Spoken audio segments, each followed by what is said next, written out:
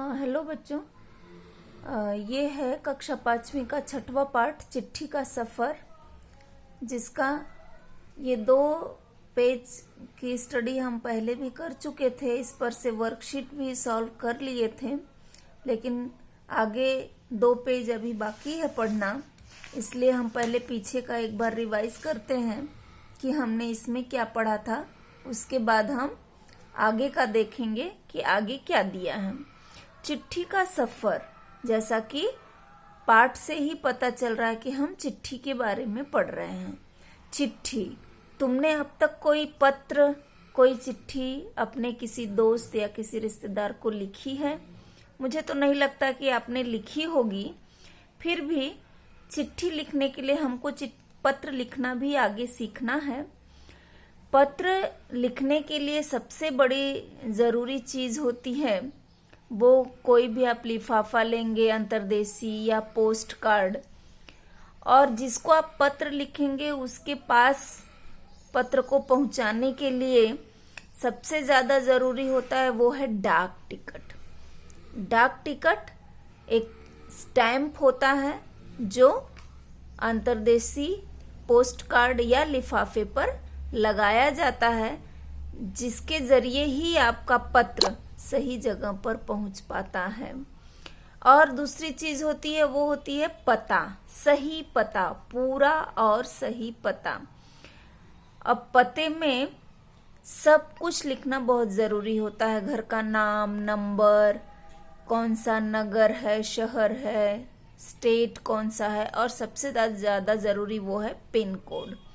ये सब इसमें दिया गया है। इसके बाद यहाँ सही पता, डाक टिकट और पिन कोड क्यों जरूरी है, ये समझाने के लिए यहाँ एक एग्जाम्पल भी दिया गया है कि एक ये सादा पेपर है जिसपे महात्मा गांधी जहाँ हो वहाँ वर्धा ऐसा लिखा है, और एक पोस्ट कार्ड है जिस पर पूरा पता पिन कोड के साथ लिखा हुआ है। तो इन दोनों पतों में क्या अंतर है ये भी यहाँ समझाया गया था, जो पहले भी हम पढ़ चुके थे कि इस तरह से अगर पता लिखा जाएगा तो चिट्ठी सही जगह पर नहीं पहुंचेगी, और अगर इस तरह से पता लिखा जाएगा तो चिट्ठी को सही जगह पर पहुंचने में आसानी होगी। पते में सबसे पहले छोटी भौगोलिक इकाई से शुरू होकर, यानी घर के नंबर से शुरुआत करके फिर आपका नगर, शहर और स्टेट, फिर पिन कोड, ये सब लिखा जाता है। और उससे फायदा किसको होता है? वो होता है डाक विभाग के जो कर्मचारी हमारी चिट्ठी को जहां आप भेजना चाह रहे हैं वहां तक पहुंचाते हैं, उन्हें आसानी होती है। क्योंकि हमारे देश में एक ही शहर के नाम के कई सारे शहर होते हैं, एक ही नाम के कई सारे शहर होते हैं। तो आपकी चिट्ठी किस शहर में जानी है, किस गांव में जानी है, या एक ही नाम के कई व्यक्ति होते हैं तो किस व्यक्ति के पास जाना है, इसके लिए वो बहुत जरूरी होता है, वो होता है पिन कोड। इस पिन कोड के जरिए ही जो डाक छाटने वाले कर्मचारी होते हैं वो सही जगह पर चिट्ठी को पहुंचा सकते हैं। अब ये पिन कोड 15 अगस्त 1972 में डाक विभाग ने इस पोस्टल नंबर योजना के नाम से पिन कोड की शुरुआत की। तो ये पिन कोड होता है वो 6 नंबर का होता है, जिसका एक स्थानीय अर्थ होता है। हर जगह का अलग अलग पिन कोड होता है। अब ये आगे का हमें जो पढ़ना है, इसमें दिया है कि कबूतरों से लेकर आज तक किस तरह से संदेश पहुंचाने के अलग अलग माध्यमों का इस्तेमाल हम करते आ रहे हैं। सबसे पुराने समय में जब टेक्नोलॉजी इतनी विकसित नहीं थी, जब फोन नहीं थे, जब ईमेल नहीं कर सकते थे, तब कैसे संदेश पहुंचाते होंगे? क्योंकि हर समय में, पुराने समय में भी लोग एक दूसरे को संदेश पहुंचाते थे, मैसेज देते थे।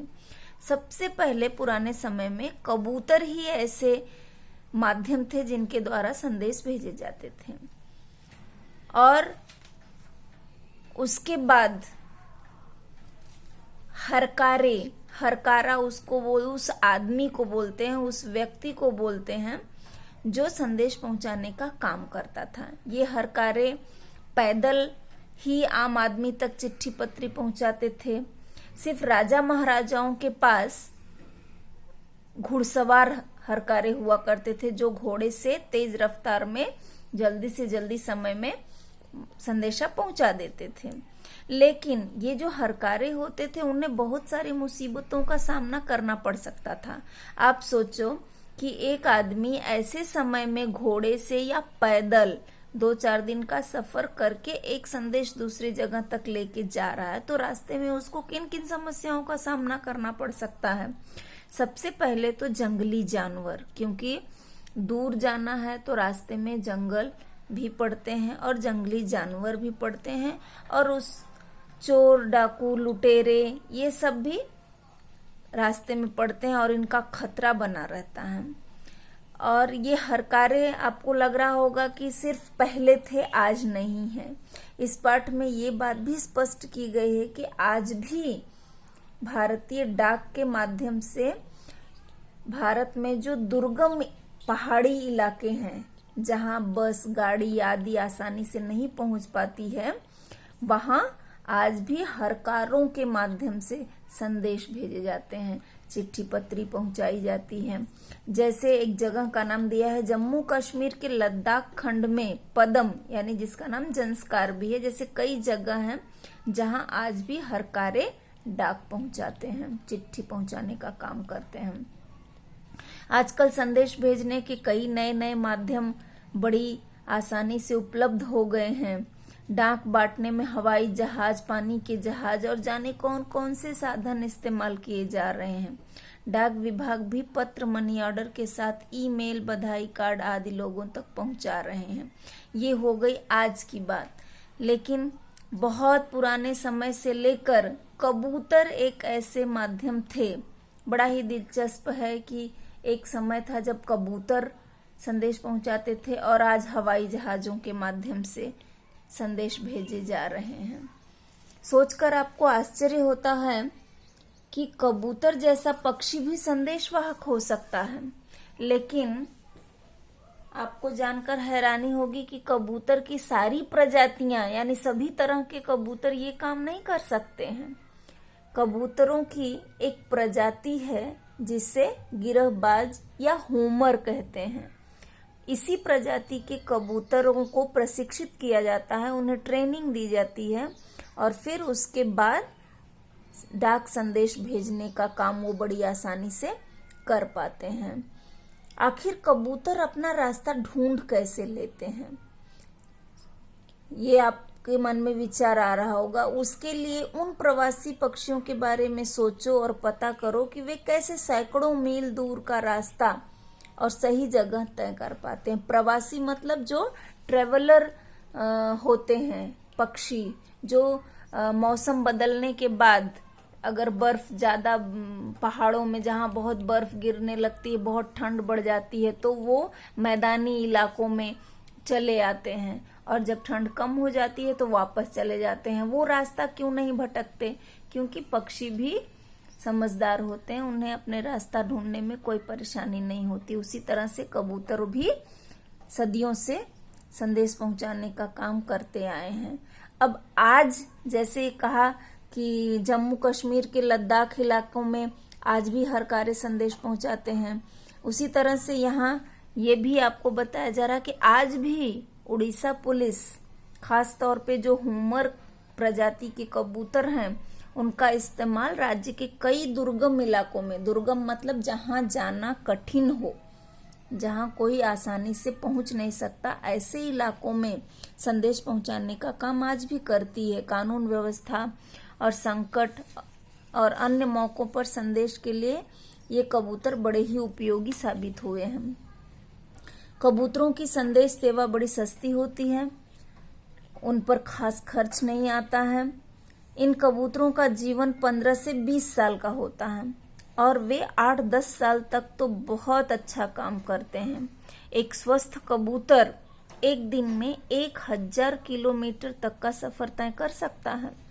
यदि कोई महत्वपूर्ण संदेश पहुंचाना हो तो 2 कबूतरों को एक संदेश देकर भेजा जाता है ताकि बाज जैसे जो बड़े पक्षी होते हैं वो इन कबूतरों पर हमला कर सकते हैं, या कोई ऐसी दूसरी कोई अनहोनी घटना हो जाए, इन कबूतरों को कोई नुकसान पहुंच जाए, तो एक दुर्घटनाग्रस्त हो जाए तो दूसरा उस संदेश को पहुंचा सके, इसलिए एक साथ 2 कबूतरों को ये संदेश लेकर भेजा जाता है।